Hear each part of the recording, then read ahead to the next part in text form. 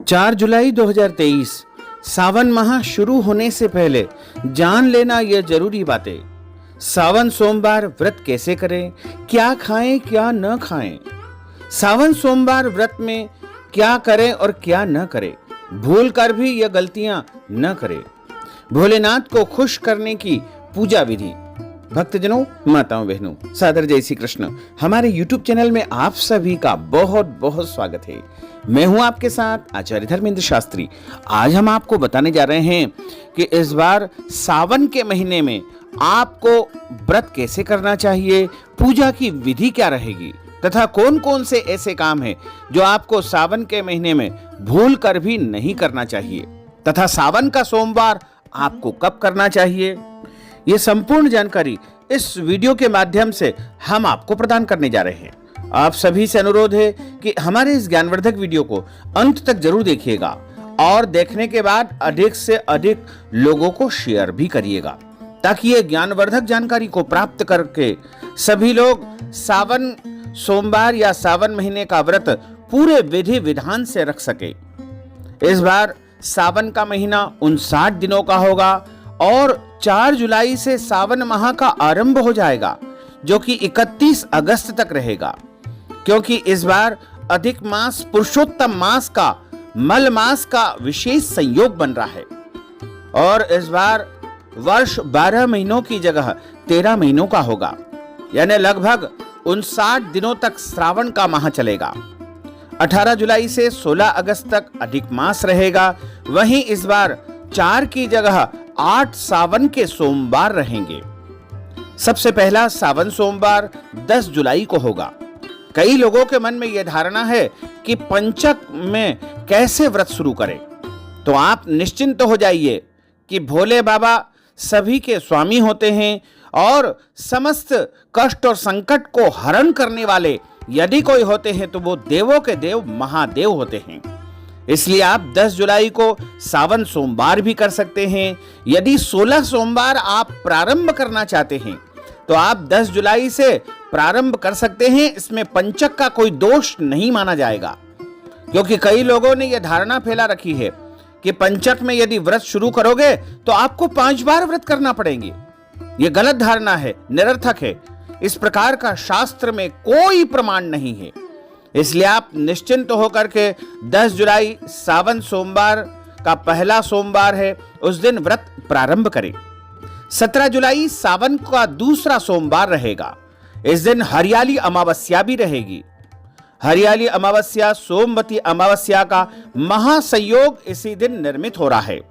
तो यदि आपके यहाँ हरियाली अमावस्या का महापर्व मनाते हैं तो आपको 17 जुलाई को ही इस पर्व को मनाना चाहिए। 24 जुलाई सावन का तीसरा सोमवार रहेगा। वहीं 31 जुलाई सावन का चौथा सोमवार रहेगा तथा 7 अगस्त को सावन का 5वां सोमवार होगा। 14 अगस्त को सावन का 6ठा सोमवार रहेगा और इसी दिन सावन शिवरात्रि भी रहेगी। सावन महीने में जो शिवरात्रि आती है वो इसी दिन यानी 14 अगस्त को सावन सोमवार के दिन ही रहेगी। इस दिन शिव चतुर्दशी का महापर्व भी रहेगा। 21 अगस्त को सावन का 7वां सोमवार तथा नाग पंचमी का महापर्व रहेगा। यदि आपके घर परिवार में नाग पंचमी का पूजन होता है तो आपको 21 अगस्त के दिन ही नाग पंचमी का पूजन, व्रत एवं कथा का श्रवण करना चाहिए। 28 अगस्त को सावन का 8वां सोमवार रहेगा। इस दिन प्रदोष का व्रत भी है, इसलिए सोम प्रदोष का महापर्व इस दिन निर्मित होगा। और 30 तारीख को यानी 30 अगस्त को श्रावण की पूर्णिमा और रक्षाबंधन का महापर्व रहेगा। तो इस प्रकार आप श्रावण सोमवार का व्रत करें। अब माताओं, बहनों, भक्तों का यह प्रश्न है कि सावन सोमवार व्रत कैसे करें। तो आपको सावन सोमवार के दिन सबसे पहले सूर्योदय के पूर्व उठ करके स्नान करना है और नहाने के बाद आप शुद्ध पवित्र धुले हुए कपड़े धारण करें। ध्यान रखें, काले कपड़े बिल्कुल ना पहने तथा सावन सोमवार का जो व्रत करता है उसको दाढ़ी, कटिंग, शेविंग नहीं करवाना चाहिए और शरीर के अंग के कोई भी बाल काटना अथवा कटवाना वर्जित माना जाता है। और इस दिन ध्यान रखें, किसी भी तरह आपको लहसुन, प्याज, मांस, मदिरा, अंडे इत्यादि का उपयोग नहीं करना है। यदि आप सुबह के समय चाय पीते हैं तो चाय के साथ बिस्किट का उपयोग बिल्कुल न करें, अन्यथा आपका व्रत भंग हो जाएगा। और सावन सोमवार के दिन शुद्ध और पवित्र अवस्था में सबसे पहले भगवान के सामने बैठ करके सावन सोमवार व्रत का संकल्प धारण करें। वैसे तो संकल्प हम बोल करके सुनाएंगे, लेकिन यदि आप चाहें तो हिंदी में भी बोल सकते हैं कि आज हम सावन सोमवार का व्रत करने जा रहे हैं। हे प्रभु, हमें पूरी शक्ति और सामर्थ्य प्रदान करे और आपकी जो मनोकामना है वो प्रभु के समक्ष अवश्य आपको रखना चाहिए। जैसे भोले बाबा आपकी इच्छाओं को पूर्ण करेंगे। अब सवाल आता है कि सावन सोमवार व्रत में क्या खाएं और क्या न खाएं।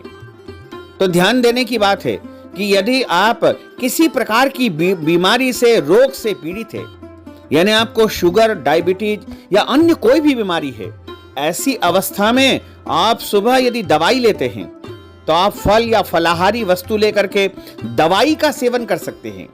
व्रत में दवाई सेवन करने का कोई दोष नहीं माना जाता है। और आप चाहें तो सुबह पूजन करने के बाद एक बार फलाहार ले लें। सभी प्रकार के फल, मिठाई का उपयोग इसमें आप कर सकते हैं। लेकिन ध्यान रखें, सावन सोमवार में दूध पीना वर्जित माना जाता है। दूध से बनी मिठाई का आप उपयोग कर सकते हैं, लेकिन दूध पीना वर्जित माना जाता है। और जब शाम की पूजा आप करते हैं, कई भक्तजन, माताएं, बहनें सुबह और शाम दोनों समय पूजा करते हैं। लेकिन यदि आप चाहें तो एक समय यानी सुबह भी पूजा करके फलाहार कर सकते हैं। और यदि आपके मन में शाम को भी पूजा करने की इच्छा है तो शाम को जब चौथा प्रहर आरंभ होता है, 3 प्रहर का अर्थ होता है कि सुबह 6 बजे से लेकर के 9 बजे तक पहला प्रहर रहेगा और दूसरा प्रहर सुबह 9 से लेकर के 12 बजे तक का रहेगा और तीसरा प्रहर दोपहर 12 से 3 बजे तक रहेगा और चौथा प्रहर शाम को 3 बजे से लेकर के 6 बजे तक का रहेगा। जैसे ही 3 प्रहर समाप्त हो जाए उसके बाद आपको शाम की भोले बाबा की पूजा आरंभ करनी चाहिए और पूजा करने के बाद आप शुद्ध और सात्विक भोजन तैयार करें। इस भोजन में लहसुन, प्याज, मांस, मदिरा, मसूर की दाल, कटहल की सब्जी का उपयोग बिल्कुल न करें।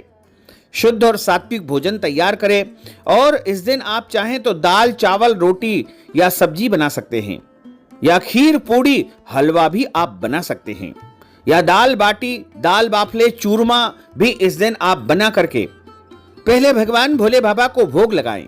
उसके बाद स्वयं अपने व्रत का पारणा करें।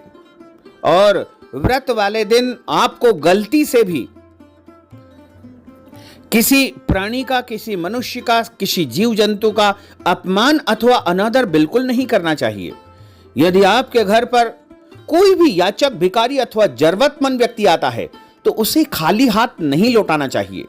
न जाने किस वेश में बाबा भोले बाबा आपके घर पर आ जाएं और आपकी परीक्षा ले ले, इसलिए आप उनको श्रद्धा, हैसियत के अनुसार कुछ न कुछ दान पुण्य अवश्य करें। और जो मनुष्य सावन सोमवार का व्रत करता है उसको गुस्सा नहीं करना चाहिए, लड़ाई झगड़ा नहीं करना चाहिए और किसी भी प्रकार का कोई पाप कर्म, गलत कर्म, अनैतिक कर्म बिल्कुल नहीं करना चाहिए। और यदि आप भोले बाबा को प्रसन्न करना चाहते हैं तो उसके लिए कुछ खास पूजा विधि हमारे धर्म शास्त्रों में बताई गई है। वैसे भी सबसे जल्दी यदि कोई देवी देवता प्रसन्न होते हैं तो वो भोले बाबा है। और यदि आप भोले बाबा को प्रसन्न करना चाहते हैं तो 1 लोटा जल से भी भोले बाबा प्रसन्न हो जाएंगे। लेकिन यदि आप सामर्थ्यवान हैं, आपके पास सारी पूजन सामग्री उपलब्ध है, तो आप पूजा की थाली पहले तैयार कर ले। इस पूजा की थाली में रोली, अबीर, गुलाल, हल्दी, मेहंदी, कुमकुम, चंदन, जनेऊ जोड़ा, कलावा और पान, सुपारी, लौंग, इलायची, फल, मिठाई, पंचमेवा, पंचामृत, इत्र की शीशी, भांग, भस्म और इसके अलावा शमी पत्र, लाल चंदन अथवा पीला चंदन या सफेद चंदन और इसके अलावा कनेर के पुष्प। और इसके अलावा आप यदि भोग सामग्री में दूध की मिठाई चढ़ाना चाहते हैं तो वो तैयार करके रख लें। यदि संभव हो तो घर में ही भोले बाबा के लिए मीठी वस्तु जरूर तैयार करें। भोले बाबा को यदि आप खुश करना चाहते हैं तो मीठी वस्तु से भोले बाबा प्रसन्न होते हैं। यदि आप भोले बाबा को मिश्री चढ़ा देंगे, शक्कर चढ़ा देंगे, हलवा चढ़ा देंगे, मीठे चावल चढ़ा देंगे, मीठी खीर चढ़ा देंगे या कोई भी दूध की बनी मिठाई जैसे रबड़ी इत्यादि चढ़ा देंगे तो भोले बाबा प्रसन्न होकर के आपको मन वांछित वरदान अवश्य ही प्रदान करेंगे। और भोले बाबा को पान, सुपारी, लौंग, इलायची चढ़ाई जाती है। भोले बाबा को शिवलिंग के ऊपर एक नारियल जरूर चढ़ाना चाहिए। नारियल कभी भी भोले बाबा के सामने तोड़ना अथवा फोड़ना नहीं चाहिए। पूरा का पूरा नारियल भोले बाबा के ऊपर आपको अर्पण करना चाहिए। लेकिन ध्यान रखें, कई माताएं, बहनें, भक्तजन शिवलिंग की जो जलाधारी होती है उसके ऊपर दीपक रख देते हैं। ये गलत तरीका है। उसके ऊपर आप पूजन सामग्री चढ़ा सकते हैं, क्योंकि शिवलिंग का जो ऊपर का भाग होता है वो शिव का स्वरूप माना गया है। और जो जलाधारी होती है उसमें एक तरफ भगवान गणेश जी, दूसरी तरफ भगवान कार्तिक स्वामी और मध्य भाग में भगवान भोले बाबा की जो पुत्री है उनका स्थान होता है तथा जलाधारी का संपूर्ण भाग माता पार्वती का स्वरूप माना गया है। और इस प्रकार आप जलाधारी का, शिवलिंग का पूजन अर्चन करें और सभी सामग्री भोले बाबा के सामने चढ़ाएं। जो भोग लगाते हैं, जो नैवेद्य लगाते हैं, उसके ऊपर बिल पत्र अवश्य रखें। शमी पत्र भगवान भोले बाबा को अत्यधिक प्रिय होते हैं। भांग, भस्म, धतूरा और कनेर के फूल उनको सबसे अधिक प्रिय माने जाते हैं। यदि आप कनेर का एक पुष्प चढ़ा देंगे तो आपको 100 बिलपत्र चढ़ाने का पुण्य फल प्राप्त होगा। बिलपत्र कटे फटे नहीं होना चाहिए। यदि पेड़ पर ही प्राकृतिक रूप से वो कट जाते हैं या फट जाते हैं तो ऐसे बिलपत्र भी आप उनको चढ़ा सकते हैं। लेकिन हाथ से जो फट जाते हैं या टूट जाते हैं उन बिलपत्र को खंडित माना जाता है। बिलपत्र के विषय में कहा गया है कि अछिद्रे कोमले शिवे, यानी बिना छेद वाला कोमल कोमल बिलपत्र भोले बाबा को अर्पण करना चाहिए। इसी के साथ में भोले बाबा को आप पूजा अर्चना करके आरती उतारें और कथा का श्रवण करें। साथ ही जिस दिन सावन का सोमवार का व्रत आप करते हैं उस दिन भगवान का भजन कीर्तन अधिक से अधिक आपको करना चाहिए। ओम नमः शिवाय इस महामंत्र का जाप आपको करना चाहिए, या फिर श्री शिवाय नमस्तुभ्यम इस मंत्र का भी आप जाप कर सकते हैं। शिव पुराण की कथा का श्रवण करना चाहिए।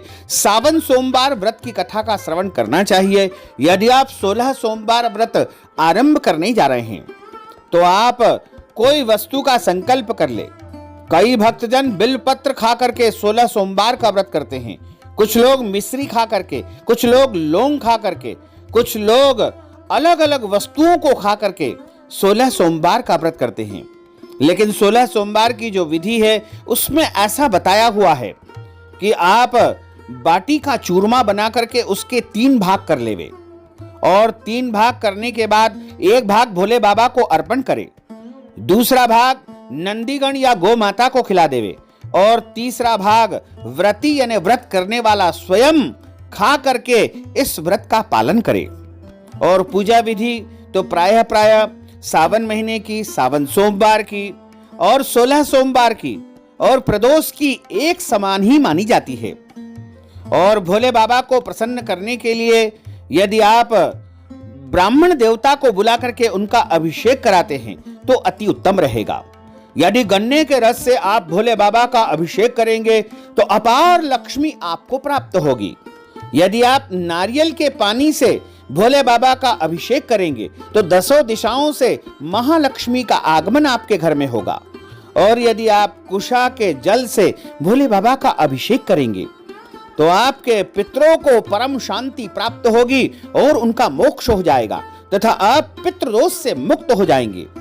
और यदि आप सरसों के तेल से भोले बाबा का अभिषेक करेंगे तो आपके सभी रोग और शत्रु समाप्त हो जाएंगे। लेकिन ध्यान रखें, जब हम सरसों के तेल से भोले बाबा का अभिषेक करते हैं तो उनके शरीर की गर्मी बढ़ जाती है, क्योंकि सरसों का तेल गर्म होता है। और उसके बाद आपको कच्चे दूध से या जल से या गंगा जल से दोबारा एक बार पुनः अभिषेक करना होगा। तो इस तरह पूजा करके, अभिषेक करके भोलेनाथ तथा माता पार्वती जी का भरपूर आशीर्वाद आप प्राप्त कर सकते हैं। यदि पार्वती माता को आप खुश करना चाहते हैं तो आप उनको सौभाग्य की वस्तुएं जैसे रोली, अक्षत और सिंदूर और सौभाग्य की जैसे वस्तुएं, चूड़ी, पायल, बिछिया इत्यादि अवश्य चढ़ाएं। यदि आप चाहें तो साड़ी, कपड़े भी उनको अर्पण कर सकते हैं।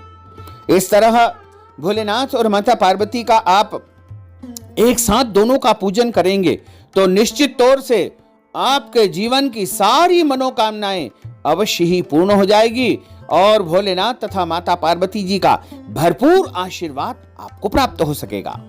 तो भक्तजनों, माताओं, बहनों, यदि आप सावन महीने के निमित्त या सावन सोमवार के निमित्त हमारे माध्यम से कुछ पूजन अर्चन करवाना चाहते हैं या फिर उपाय करवाना चाहते हैं, रुद्राभिषेक करवाना चाहते हैं, महामृत्युंजय मंत्र का जाप करवाना चाहते हैं तो अपना नाम और गोत्र हमें व्हाट्सएप के माध्यम से भेजें तथा नगद राशि हमारे गूगल पे, फोन पे अथवा पेटीएम या अकाउंट नंबर के माध्यम से भेज करके सावन सोमवार का या सावन महीने का संपूर्ण पुण्य लाभ प्राप्त कर सकते हैं। साथ ही आपसे अनुरोध है कि हमारे इस ज्ञानवर्धक वीडियो को अधिक से अधिक लोगों को शेयर करिएगा, लाइक करिएगा, कमेंट करिएगा और यदि अभी तक आपने सब्सक्राइब नहीं किया है तो अभी और इसी समय सब्सक्राइब अवश्य कर लीजिए। आपको और आपके पूरे परिवार को सादर जय श्री कृष्ण, सादर धन्यवाद।